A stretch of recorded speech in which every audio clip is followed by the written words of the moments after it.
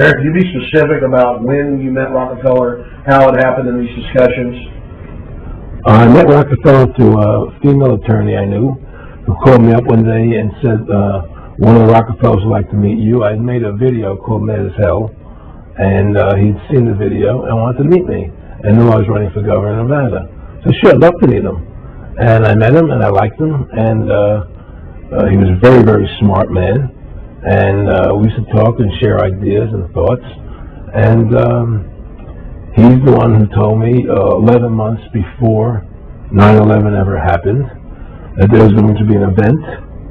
Never told me what the event was going to be, but there was going to be an event, and out of that event, we were going to invade Afghanistan to run pipelines from the Caspian Sea.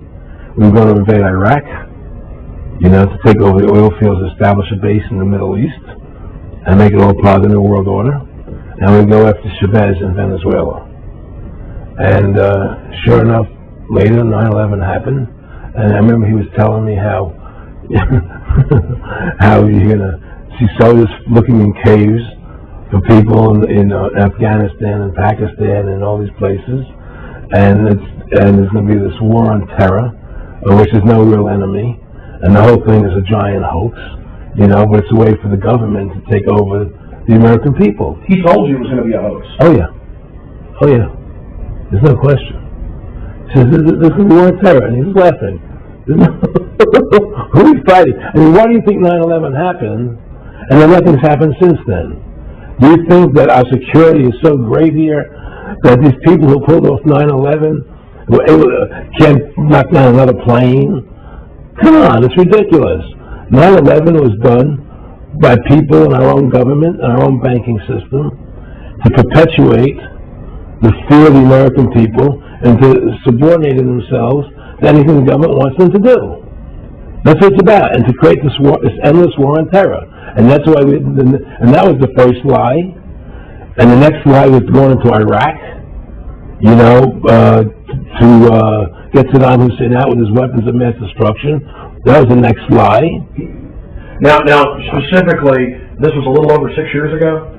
This was 11 months before 9/11. Yeah. And Nick Rockefeller, who's a lawyer, he's become your friend over the previous years, and he's saying to you that there's going to be this big event, and then out of that we're going to have a war on terror, and it's just going to go on and on. Right. And endless war on terror without any real enemy.